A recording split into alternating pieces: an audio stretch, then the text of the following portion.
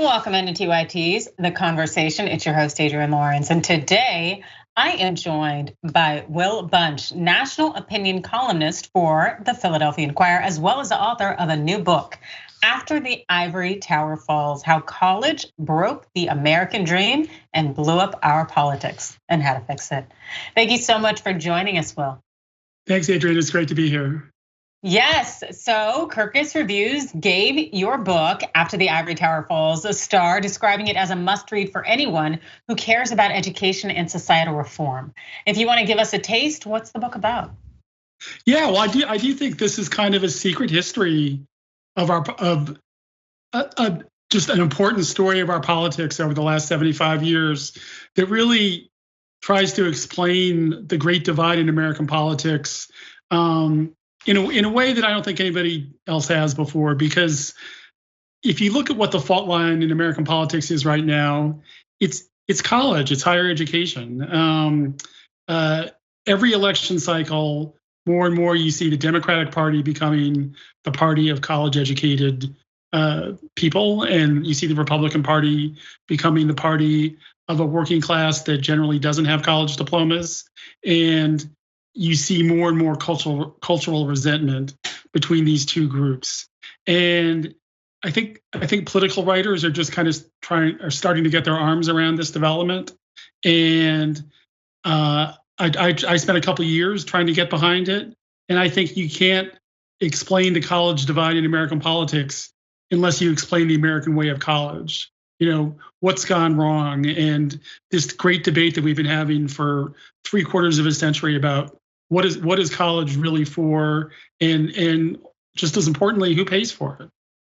Absolutely, and it seems that having this divide about college and the importance of it definitely seems to be drawn somewhat along political lines, as well as possibly financial. And we're seeing a lot of voices being used right now when it comes to President Joe Biden's efforts to go ahead and waive the debt of some college students or some individuals who graduated from college. And it does seem like along the political lines, the response we're getting, whether that's a yay or a nay, in all of your research, I guess, does this actually play out exactly how you would have thought it would have been?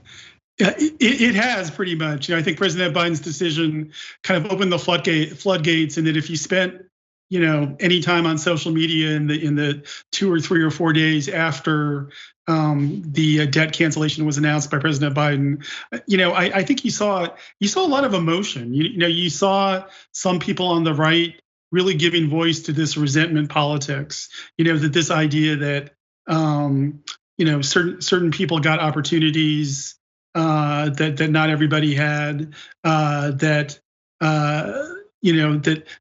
their education sent them in directions that they consider un-American, because this embracing of tolerance and diversity and political correctness, as they would describe it. On the other hand, you saw just great joy from people who were the holders of this incredible $1.75 trillion mountain of debt, most of which has accumulated just in the last 25 years. And we have a couple generations, mainly millennials and Generation Z now. These are our children, and they were sold a bill of goods. They were made promises about the value of a college education, and that the college loan racket was a good investment they were promised, and it hasn't turned out that way at all. And I think you saw some of that anger as well, but you also saw relief that the government finally, after years, and after much activism, really acknowledged that this is a problem. Yes, and it definitely seems to be a problem, especially really this complete and total commercialization of the education system, as opposed to having some opportunity for people to better themselves and to enhance their knowledge so that they can be more productive members of society. But also something I would love to tackle with you, given your book After the Ivory Tower Falls and its discussion about our college system, is right now that we know that basically a lot of people aren't going to college, that we're seeing just this historic decline in attendance and admission levels at the college level as well as the graduate school level. And that's something that kind of started before the pandemic, to my knowledge. How would that fit in terms of the research that you found?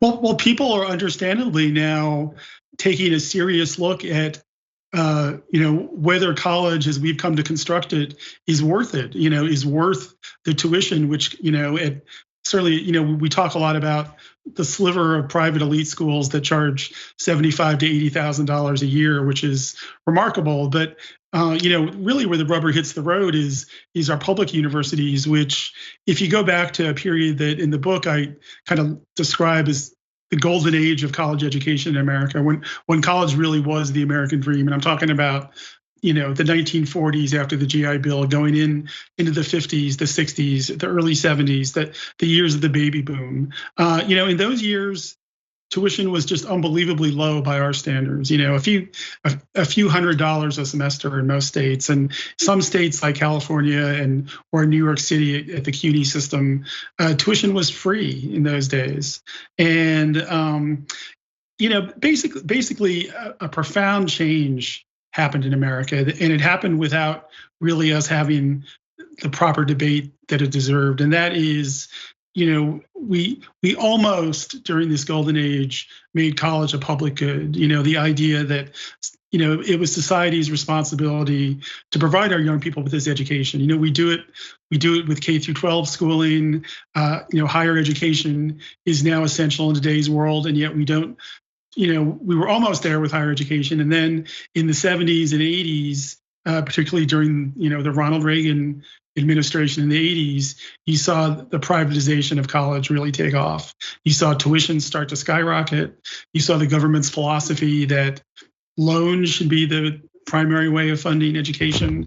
That this was kind of a capitalist ideal, that that you're investing in yourself and you're taking out a loan against yourself, basically, and it's a good investment. You're going to be able to pay it back, and of course that hasn't happened for a number of reasons. It didn't happen to the millions who went to these scammy for-profit colleges, and it didn't happen to people who graduated into the Great Recession and couldn't find work that was commensurate with their degrees, and it created a system where people had debts that they are unable to pay back.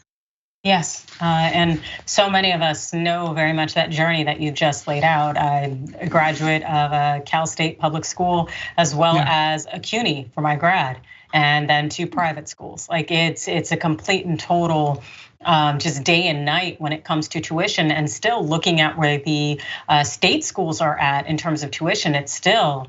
It's crazy as far as I'm concerned, and seeing this political divide push it even further, where people are no longer investing in education, and knowing what that'll do to the number of licensed professionals we need in certain positions, as well as the overall GDP spending economy. It just seems like it is not a good way to go about it, yet we're seeing so many members of the right promote people not getting college educations. So I guess without giving away kind of the base of after the Ivory Tower Falls, how do we fix it?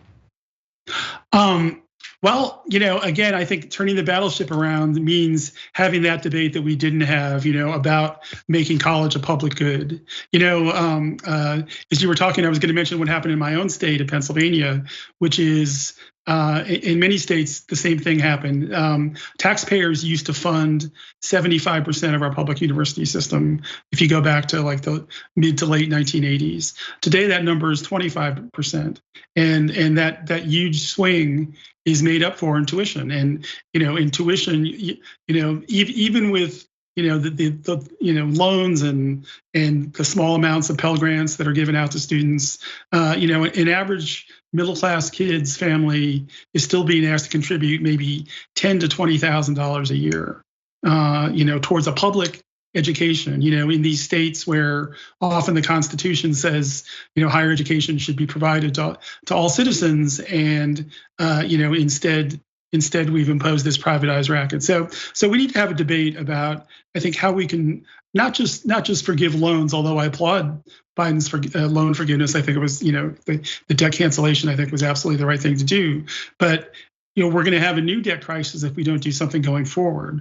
And so, how do we find the revenue streams that can make college a public good? Do we look at kind of radical measures like the wealth tax that Senator Elizabeth Warren's proposed, or taxes on Wall Street transactions, which was, I think, Bernie Sanders' original proposal? Can we do that? And the other thing that's important is, can we broaden our definition of higher education? Because we shouldn't just, even if we can make public universities free, which I think we should also have free trade schools, free apprenticeships. I write a chapter in the book about the idea of a universal gap year for 18-year-olds that would help them on a career path, with the government enlisting kids from different backgrounds, from red states and blue states, to get together on public service projects. I think it would kill several problems with one stone. You'd be doing something, I think, to promote a little bit of national unity and a sense of purpose, which I don't think is necessarily a bad thing. And so there are things we can do, but the first thing we need to do is realize how much higher education is driving this divide in America, and put it on the front burner as a national problem. Yes, that is a very, very powerful conclusion. It's one I definitely support. And I know everybody out there wants to get their hands on a copy of your book. And can you tell them where they can do that?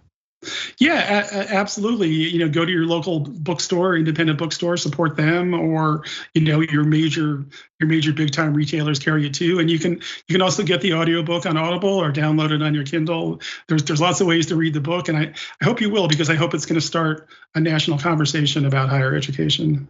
So do I. That is After the Ivory Tower Falls: How College Broke the American Dream and Blew Up Our Politics, and How to Fix It. Thank you so much for joining us, Will Bunch.